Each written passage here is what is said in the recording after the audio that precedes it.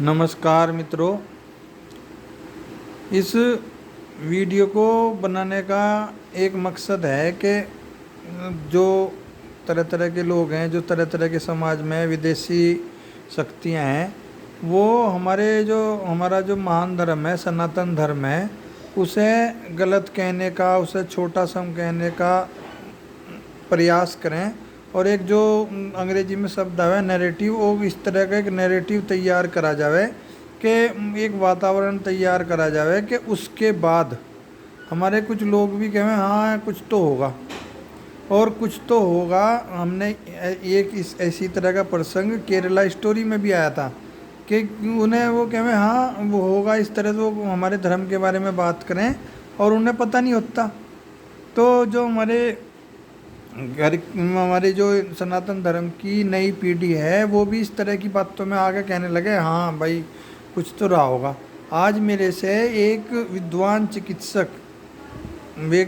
चिकित्सक ने कहा कि आप जो धर्म संस्कृति की बात करते हैं उसमें जो हमारा जो धर्म है वो कह रही मैं भी सम्मान करती हूँ उसका, लेकिन वहाँ देखो माता सीता थी जो उन्हें वनवास दिया गया न, पहले वनवास दे दिया गया, मतलब वो वहाँ उनका अपहरण हो गया। उसके बाद फिर किसी के आदमी के उनकी अग्नि परीक्षा ली गई, फिर उन्हें उसके बाद किसी आदमी के कहने पे उन्हें दोबारा जंगल भेज दिया गया।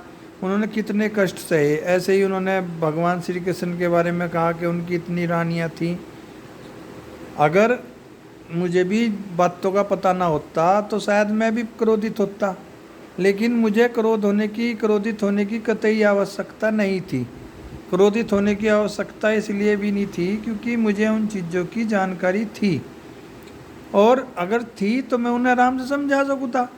तो मैंने उनसे कहा कि मैं आपको आप ही की हिसाब से बताता हूँ कि मैंने कहा कि ये आप मानेंगे कि पुराने समय में आयुर्वेद एक बहुत बड़ी विद्या थी, अब भी है, अविद्या है, लेकिन उस समय वो कितनी भी बड़ी विद्या रही होगी कि जब अब तो हम अब पुराने आयुर्वेद को पढ़ के बना रहे कि ये दवाई इस काम आवे, इस काम आवे, उन्हें मिक्सचर करके उन्हीं में से थोड़ा बहुत वो करके वो कर दे हैं। लेकिन उन्होंने उस समय दवाइयों की खोज की और उन्होंने कहा कि इसमें इस तरह की मतलब औषधीय तत्व हैं जो इस बीमारी के काम आएंगे, इस बीमारी के काम आएंगे।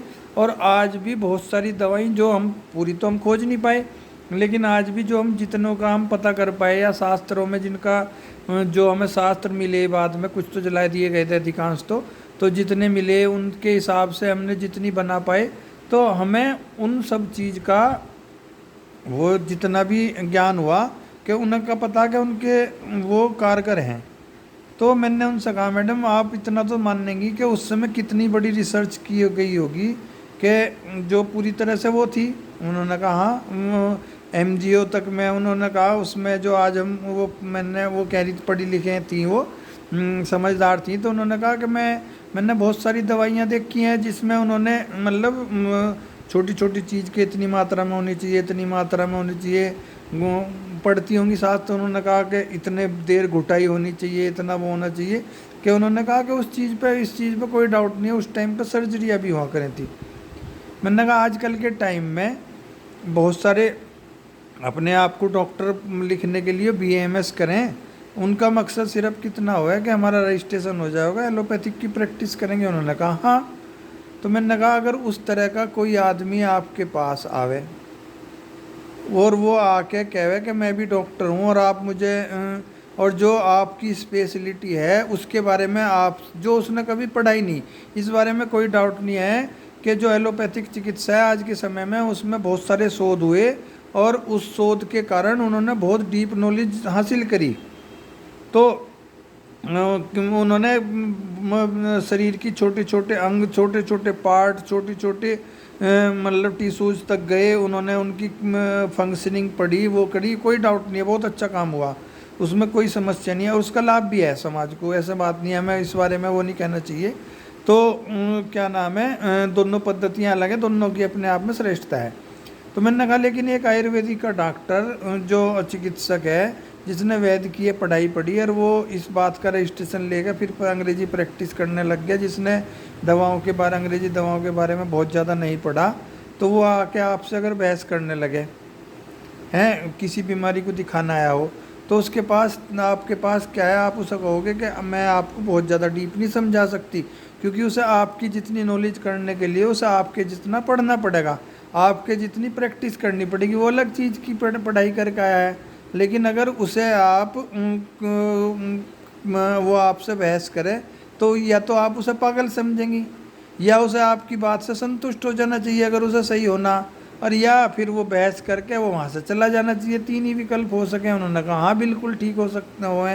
तो मैंने कहा ऐसे ही जैसे आपकी चिकित्सा, एलोपैथिक चिकित्सा के किसी एक पर्टिकुलर क्षेत्र में विशेषज्ञता है, और उस पे अगर मैं आपसे, जिसे उस चीज़ का ज्ञान नहीं है, तो और अगर मैं रोगी हूँ, तो अगर मैं आपसे उस बारे में बहस करूँ जिसकी मैंने मतलब कोई मोटी मोटी सी जानकारी है मुझे, तो मैं या तो अपना नुकसान करूँगा एक मरीज के रूप में, है ना, या फिर क्या नाम है, मुझे आपके जितना विद्वान बनना पड़ेगा उस चीज़ की बहस के लिए। उन्होंने कहा हाँ। तो मैंने कहा मैडम ऐसे ही एक अलग विषय धर्म है, शास्त्र है हमारे उसके, जैसे हमारी अंग्रेज इनकी किताब है दर्द चिकित्सा की, ऐसे ही उनकी किताबें हैं, उनके शास्त्र हैं। उनके बारे में आप अगर पढ़ेंगे, उनके बारे में अगर पढ़ेंगे, तो ही हमें उसके पूरा ज्ञान हो पाएगा। अगर मैं आपसे कहने लगूं कि भाई पी लिया हो गया, और पी लिए में तो जो है वो है, लेकिन उसकी गंभीरता तो आपको पता है कि कहाँ क्या दिक्कत है। हैं कभी कभी ऐसा भी हुआ वो कहे मरीज के मैं तो ठीक हूँ, लेकिन चिकित्सक रिपोर्ट के आधार पर कहे नहीं इसे गंभीर बीमारी है, और बाद में वो गंभीर बीमारी निकले भी। मरीज को तो नहीं पता, क्योंकि मरीज को उस चीज़ की विशेषज्ञता नहीं है। तो मैंने उनसे बहुत विनम्रतापूर्वक कहा कि मैम अगर आपको इस बारे में अगर जानकारी करनी है, आपका बिल्कुल, आपका सवाल बिल्कुल जायज़ है, लेकिन हमें उस किसी चीज़ पे तर्क करने से पहले उनके बारे में अच्छी तरह से अध्ययन करना चाहिए। नहीं तो हमारे तर्क भी ऐसे ही होंगे जो हमारे जिस तरह से हमारे से सामने वाला मरीज करे। मैडम ने कहा आप बिल्कुल, वो मैडम मेरी इस बात से पूरी तरह से संतुष्ट हुई। इसीलिए मेरा सभी लोगों से निवेदन है, ये एक विमर्श का विषय है कि अगर कोई आपसे तर्क करे तो आप केवल इतना समझाएं उसे कि आप अपने क्षेत्र के विशेषज्ञ हो सकें। अब आजकल के समय में दो चीज़ ऐसी बना दी, एक राजनीति और एक धर्म, उस पर कोई भी बहस करने लगे।